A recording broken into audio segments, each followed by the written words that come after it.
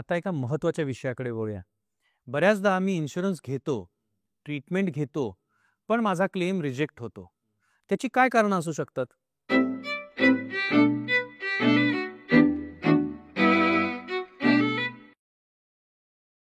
बघा सर, मी म्हणेल की विम्यामध्ये काही नियम असतात. मी तुम्हाला काय म्हटलं होतं, की पॉलिसीच्या टर्म्स एंड कंडिशन्स मी वाचल्या असतील, तर मला क्लेम का रिजेक्ट झाला व्यवस्थित कळू शकतो.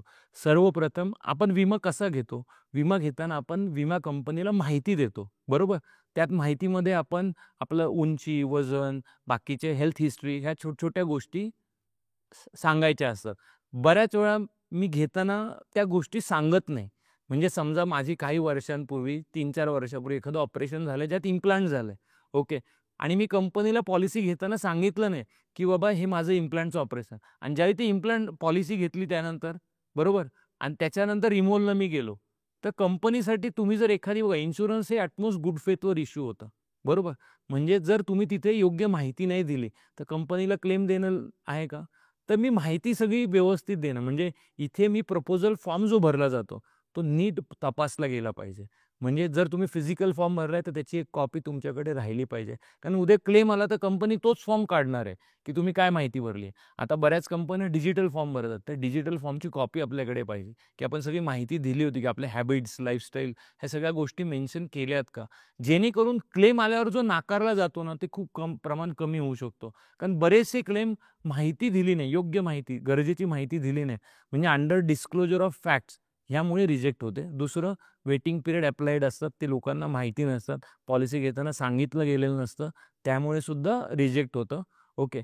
आणि तिसऱ्यांदा मी म्हणेल कधी-कधी असं होऊ शकतं, की एखादी कंपनी त्याला वेगळ्या पद्धतीने बघते.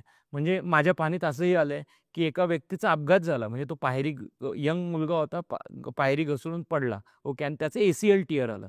आता त्या कंपनीच्या पॉलिसीमध्ये ACL टियर वेटिंग पिरियडमध्ये होतं. पण ॲक्सिडेंटल इंजुरीज डे 1 पासून कव्हर आहे. पण त्यांनी ते डायग्नोसिसमध्ये ACL टियर नुसतं लिहिलं होतं. म्हणून त्यांनी ते पेड नाही केलं. जेव्हा की ते ॲक्सिडेंटल ACL टियर होतं. तर हे प्रूव्ह केल्यानंतर ते पैसे मिळाले. म्हणजे सांगायचं काय, तो दावा रिजेक्ट का झाला? कारण दावा बघा कुठं कर दावा हां, दावा पुट करताना आता समजा मी म्हणलं एखादा आजार ॲक्यूट झाला, तर तो काय धरला? तो अचानक उद्भवला आणि मी म्हणलं हिस्ट्री आहे त्याची, तर काय होतं? मग तिथे कंपनी चेक करते. तर ह्या ज्या गोष्टी आहेत ना, ह्या जर समजून घेतल्या, तर विमा मिळणं सोपं आहे आणि माझ्या तरी पाहण्यात म्हणजे मी मी असं अभिमानाने सांगू इच्छितो, की माझ्याकडच्या केलेल्या 90% जास्त क्लेम पेएबल झालेले आहेत. 10% मलाही माहिती आहे, की काही गोष्टी सांगितल्या म्हणजे माझ्या एका मित्राचं किडनी स्टोनचं ऑपरेशन काही वर्षांपूर्वी झालं होतं. त्याने पॉलिसी घेताना मला कळवलं नाही. तर म्हटलं, "काही नाही मला त्रास." मी नॉर्मल बघा आपण शेवटी तुम्ही दिलेल्या माहितीवर हे करतो आणि ज्यावेळी तो ॲडमिट झाला, तेव्हा तिथल्याच हॉस्पिटलची हिस्ट्री निघाली, की ह्या व्यक्तीला तो आजार होता. मी अजून एक गोष्ट सांगेल. एका क्लायंटने 2007 मध्ये माझ्याकडे पॉलिसी घेतली होती. त्याने त्याच्या बायकोसाठी आणि मुलांसाठी. त्याच्या बायकोचा 2015 साली क्लेम आला. त्या क्लेममध्ये कंपनीने under disclosure of fact reject केला, जेव्हा की पॉलिसीला 8 वर्ष पूर्ण झाले होते. पण जेव्हा माहिती काढली गेली 2000 साली त्या बायकोला रुमॅटिक हार्ट डिसीज डिटेक्ट झालेला आणि त्यासाठी त्यांनी ट्रीटमेंट घेतली होती. हे हसबंडला माहिती नव्हतं, कारण हे लग्नाच्या आधीचं होतं आणि त्याने पॉलिसी घेताना सांगितलं नव्हतं आणि ते अंडर डिस्क्लोजर ऑफ फॅक्ट्समध्ये आलं. म्हणजे कधी-कधी अशा घटना घडतात, की मनुष्य जाणते-अजाणताने होतं. मग तिथे नियम कंपनी ॲप्लाय करते. तरी आता IRDने खूप इम्प्रूव्हमेंट केली आहे, की जर समजा एखाद्या पॉलिसीला ठराविक वर्ष पूर्ण झाले असतील आणि तिथे इंटेन्शनली ती माहिती दिली नाही असं जर प्रूव्ह झालं, म्हणजे अनइंटेन्शनली ती माहिती हे झाली, तर क्लेम पेएबल पण होऊ शकतो. याला कंपनीच्या सगळ्या गोष्टी चेक केल्या जातात. मला वाटतं बॉटम लाईन या सगळ्या चर्चेतली हीच आहे, की जर आपण इन्शुरन्स घेताना प्रत्येक माहिती आणि त्यातलं तथ्य सत्यतेने जर सांगितलं, तर अडचणी येत नाही. मी जेवढं बघितलंय तेवढ्या आलेल्या अडचणी ह्या बऱ्याचदा अंडर डिस्क्लोजर ऑफ फॅक्ट्स म्हणजे दारू पीत असेल तर ते सांगितलेलं नसतं किंवा उंची असते 174 सेंटीमीटर आणि लिहिलेली असते 170 सेंटीमीटर आणि जेव्हा ती लिहिली जाते, तेव्हा ती चेक केलेली नसते. आता माणसाची उंची काही एकदम 170 ची 74 किंवा 74 ची 70 होत नाही. या छोट्या-छोट्या गोष्टी जर आपण व्यवस्थित क्लेमचा फॉर्म भरताना बारकाईने बघितल्या, तर या अडचणी कदाचित येणार नाहीत असं मला वाटतं. हां. उंची वजन खूप तफावत नाही पाहिजे. थोडीशी इंचांची इकडे-तिकडे असेल तर कंपनी पण ह्युमन एरर त्या गोष्टी ॲक्सेप्ट करते. पण खूप मोठी म्हणजे एखादा ओव्हरवेट आहे आणि त्यांनी वजन लपवलं. कारण काय होतं आता बरेचसे विमा कंपन्या विदाऊट मेडिकल चेकअप इश्यू करतात. हे पॉलिसीमध्ये काम करणाऱ्या लोकांनाही माहिती असतं. तर त्यामुळं ते ते सुद्धा कधी-कधी शहाणपणा करतात, की त्या गोष्टी चुकीच्या वेट मॅनेज करून टाकतात आणि मग क्लेम आल्यावर कळतं, की म्हणून तो फॉर्म जो आपला भरलाय तो का चेक करणं गरजेचं आहे, की त्याने जर चुकीची म्हणजे माझ्याकडे एक परिचयाचे क्लायंट आहे. त्यांच्या मुलाला डिमनेस ऑफ व्हिजन आहे. म्हणजे जसं-जसं वय वाढतं, त्याचं व्हिजन कमी होत चाललंय. ओके. तर तो त्याचा जन्मजात आजार आहे. मी त्याच्या वडिलांना तेव्हाच सांगितलं, की ही पॉलिसी विथ मेन्शन मिळणं अवघड आहे. त्यांना वाटलं, की मिळणार. तर त्यांनी ऑनलाईन कोणातरी फोन आला, त्यांना दिलं. त्यांनी ती गोष्ट न मेन्शन करता पॉलिसी इश्यू केली. मग मी त्यांना सांगितलं, "तुम्ही आता त्या कंपनीला मेल टाका आणि कळवा हा आधार." जसं त्यांनी कळवलं नेक्स्ट डे त्यांना ती पॉलिसी कॅन्सलेशनचा मेल आला. ओके. म्हणजे काय, की त्या ज्या गोष्टी सांगण्यात गरजेच्या आहेत हेल्थ हिस्ट्रीच्या, त्या खूप महत्त्वाच्या आहेत. कदाचित आपल्यासाठी त्यांचं महत्त्व नसेल, पण इन्शुरन्स कंपनी जी अंडरराईट करते. बघा इन्शुरन्स काय ते अँटिसिपेट करतात, की उद्या भविष्य त्याचा येऊ शकतो का? म्हणजे माझा एक मित्र 33 वर्षाचा होता. त्याचा काही दिवसांपूर्वी एम-आर-आय केला होता. मी मेन्शन केलं, की त्याचा एम-आर-आय केलेला आहे. तो एम-आर-आय रिपोर्ट आम्ही सबमिट केला.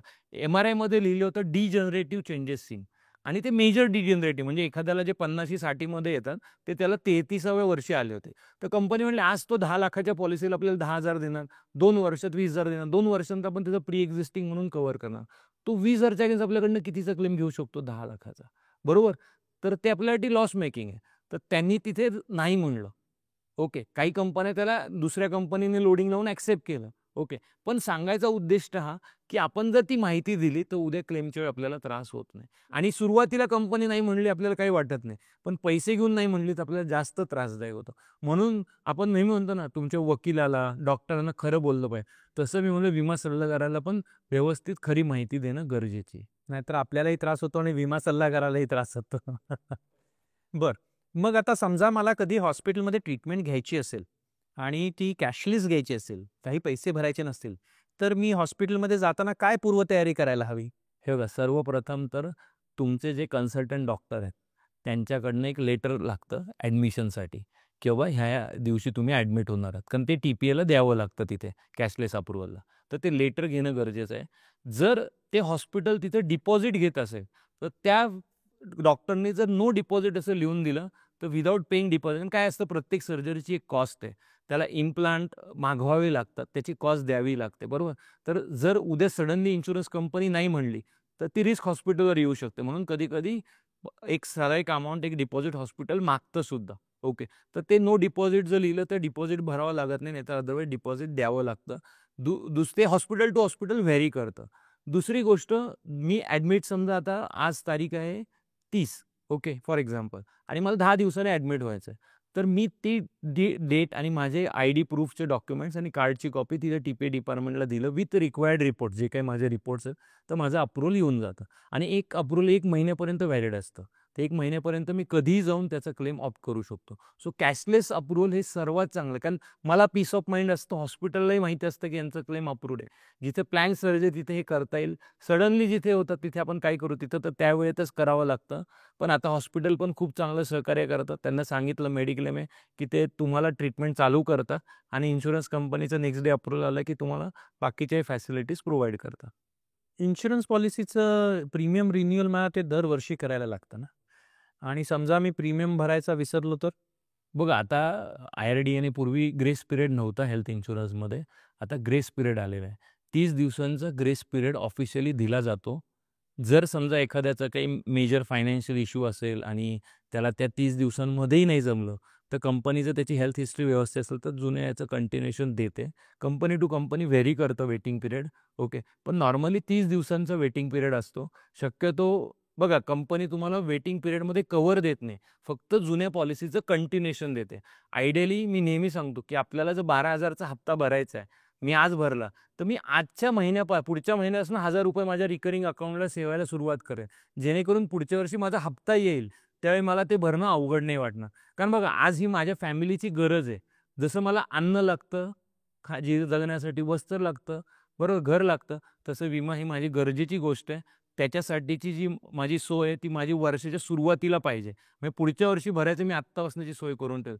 जेणेकरून मी वेळेच्या आधी किंवा वेळेवर तो हप्ता भरला जाईल. कारण मी जर वेळेत हप्ते भरले तर त्याचं ब्रेक इन येत नाही. ब्रेक इन पिरियडमध्ये मला कुठला आजार झाला तर कंपनी त्याच्यात नाही पण म्हणू शकते. हे पण त्याच्यात एक हे असतं. तर शक्यतो वेळेत विम्याचा हप्ता भरला गेला पाहिजे. पण कोविडमध्ये आम्ही बघितलं बऱ्याच लोकांचे पगार नव्हते, प्रॉब्लेम होते फायनान्शियल. तर तिथे थोडंसं हे झालंय. पण कंपनीने तेही कन्सिडर केलेलं आहे. हे फक्त प्रत्येक कंपनीनुसार व्हेरी होऊ शकतं. हेल्थ इन्शुरन्स मेडिक्लेमबद्दल आपण जी चर्चा करतो आहोत ही अशीच चर्चा चालू ठेवूया, पण एक छोट्याशा ब्रेकनंतर.